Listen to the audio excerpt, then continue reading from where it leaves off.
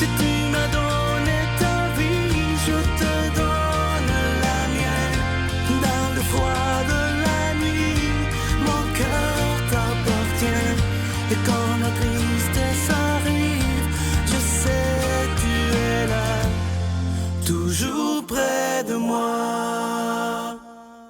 Bon samedi matin, bon début de fin de semaine. Je vous la souhaite très, très belle d'ailleurs. Et qui dit samedi dit un beau petit moment avec Sarah Angèle.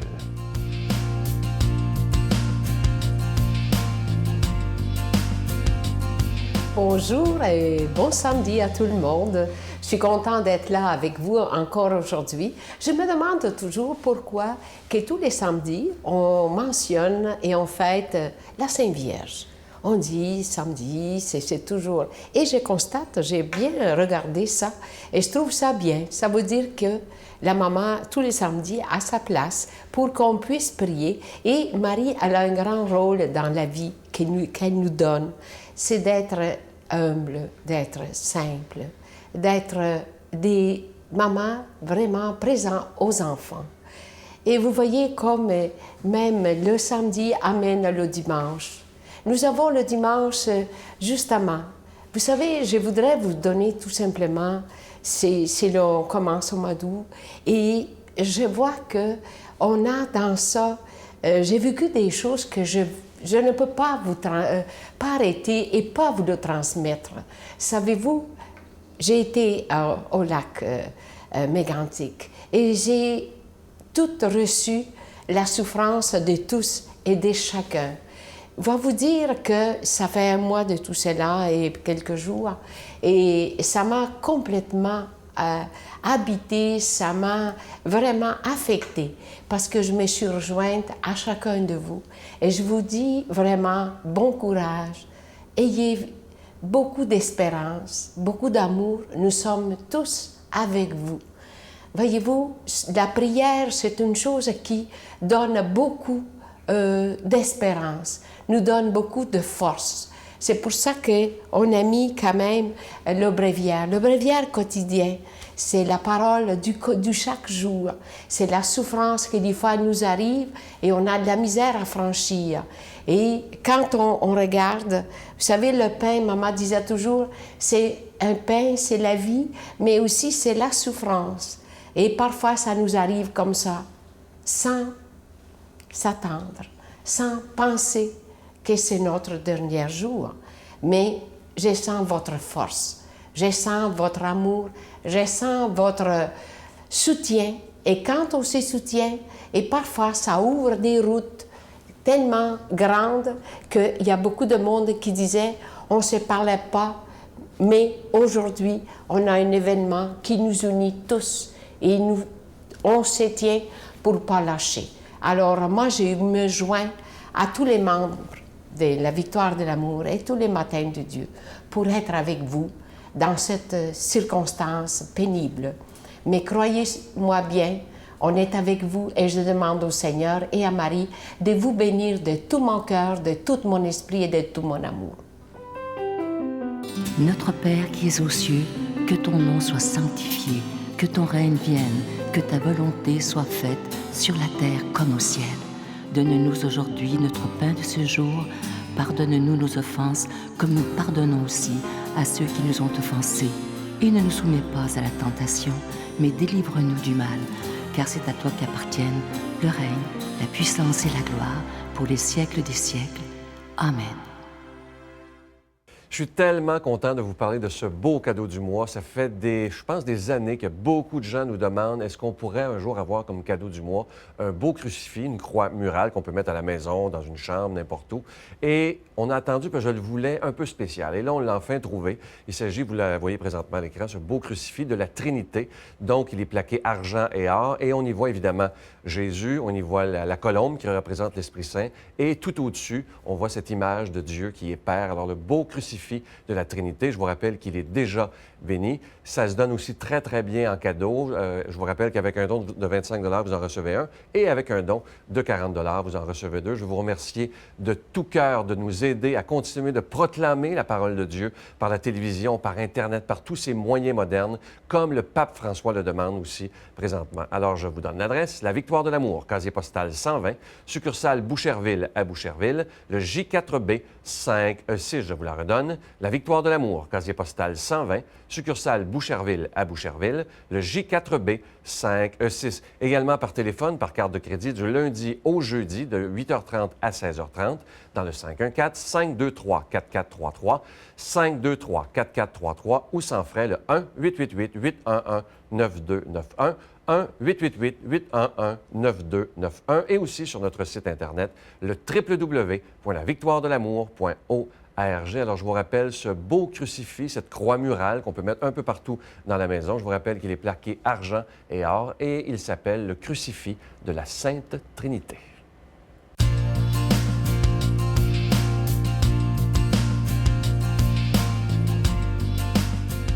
Mon Dieu, donnez-moi la sérénité d'accepter les choses que je ne peux changer, le courage de changer les choses que je peux et la sagesse d'en connaître la différence. Amen. Pour proclamer cette belle parole de Dieu, aujourd'hui, on rejoint notre ami l'abbé Raymond Gravel.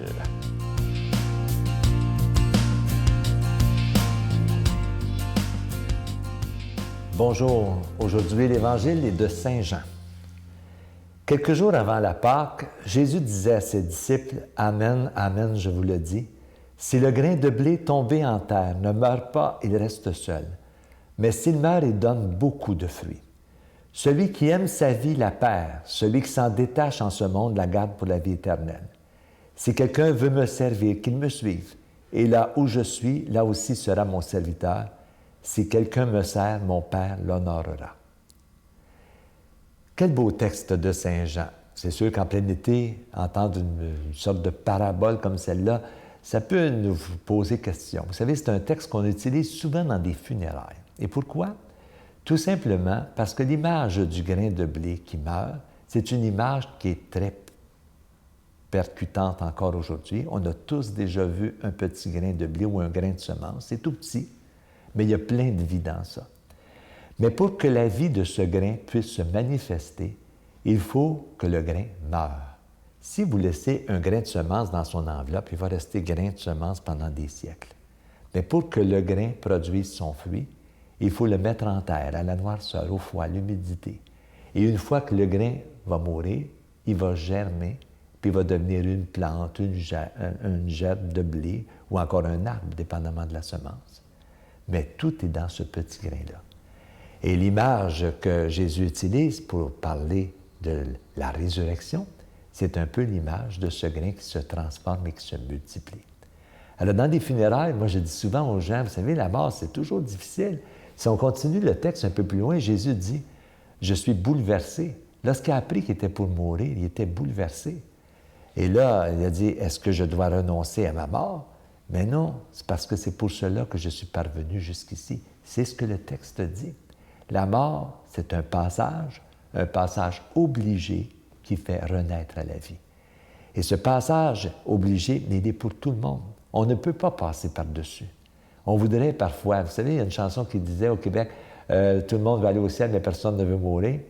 Dans le fond, on a peur de souffrir et c'est normal. Et c'est pourquoi les soins palliatifs dans les hôpitaux sont si populaires. C'est que les gens veulent se sécuriser à l'approche de leur mort. Ils veulent être entourés, ils ne veulent pas souffrir et c'est normal. Mais la mort, ça fait partie de la vie.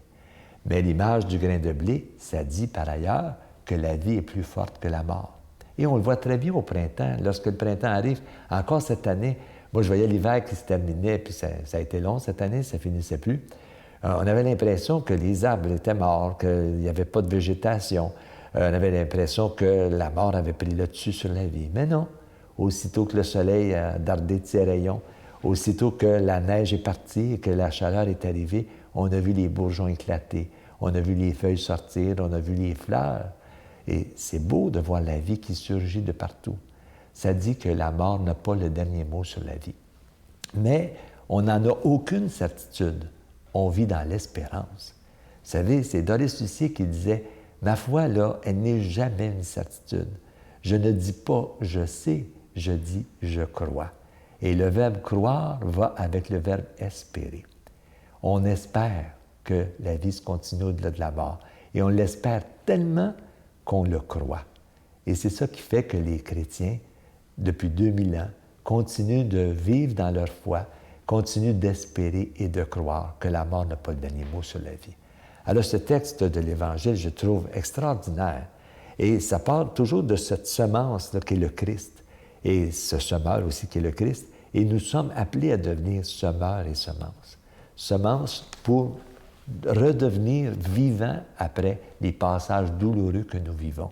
On n'en vit pas seulement un passage, on ne vit pas juste la mort à la fin de notre vie. Vous savez, on meurt à tous les jours à quelque chose. Et on a besoin de se rappeler que toutes nos morts ne sont pas définitives. Elles se transforment en vie. Et c'est le grain de blé qui porte son fruit. Et vous remarquerez que la mort nous fait produire de nombreux fruits. Alors, le petit grain qu'on met en terre, il devient une multitude de petits grains à travers cette gerbe qui pousse. Alors, il y a comme multiplication. Ça veut dire qu'il y a un plus. La résurrection, c'est un plus par rapport à la vie que nous avons. Et je pense que toute notre vie, à chaque fois que nous mourons un petit peu à quelque chose, on grandit et on renaît davantage. On se multiplie et on devient grain de blé ou gerbe de blé avec une multitude de petits grains. En terminant, le Christ de Pâques a réalisé pleinement cette alliance nouvelle que les prophètes avaient annoncée. Cette alliance qui dit que Dieu ne nous abandonne pas dans la mort, mais qu'il nous redonne la vie. Jésus dit dans l'Évangile de Saint Jean, « Je donne ma vie pour que vous ayez la vie en abondance. » Et cette vie-là, mais c'est la nôtre aujourd'hui. Alors, il nous invite à la transmettre aux autres, à partager notre espérance avec les autres et à ne jamais oublier que le petit grain de blé qui meurt ne reste pas seul, mais il produit une multitude de fruits. Alors, je vous bénis au nom du Père et du Fils et du Saint-Esprit. Amen. Je vous salue Marie, pleine de grâce. Le Seigneur est avec vous. Vous êtes bénie entre toutes les femmes, et Jésus, le fruit de vos entrailles, est béni.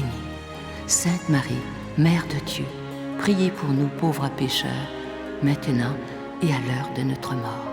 Amen.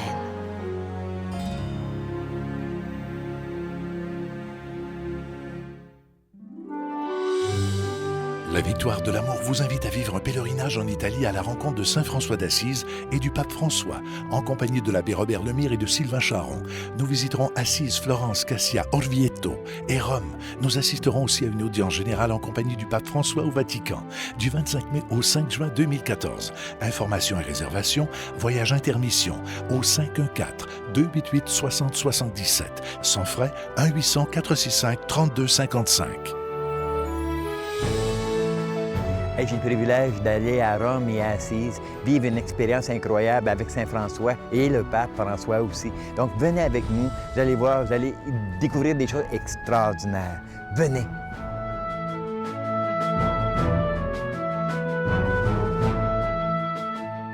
Ce samedi matin, je vais vous laisser une belle pensée qui pourrait nous faire réfléchir en fin de semaine, parce que la fin de semaine, on voit toujours plus de monde. Ça dit ceci: ne mélange jamais ta mauvaise humeur à de mauvais mots. Tu auras toujours l'opportunité de changer ton humeur, mais tu n'auras jamais l'occasion de remplacer tes mauvais mots. Alors aujourd'hui, prenons le temps. Vous savez, des fois, ça nous arrive, à moi aussi, on appelle de sauter sa coche un peu. Hein? Ça nous arrive de nous choquer de temps en temps. Et des fois, on dit des paroles qui dépassent notre pensée et on le regrette terriblement, mais malheureusement, les mots sont lancés et ils ont blessé quelqu'un, ils ont fait du mal à quelqu'un. Alors, demandons au Seigneur aujourd'hui, pour toute la fin de semaine et pour toute notre vie, on l'espère, de nous aider quand ça ne va pas dans notre vie, à prendre le temps de rentrer en soi-même et de ne pas dire des niaiseries qui pourraient tellement blesser les personnes qu'on aime ou même des personnes qu'on ne connaît pas beaucoup. Des mots peuvent tellement blesser. Je vous souhaite une belle fin de semaine et je vous attends demain. Bye. Pour que le monde croie à l'Église, l'Église devra redevenir servante et pauvre. Tant que l'Église va accumuler des richesses, puis tant qu'on va rester dans nos presbytères, loin du monde, ça ne marchera pas. La Victoire de l'amour remercie de tout cœur les Résidences Soleil de leur accueil si chaleureux.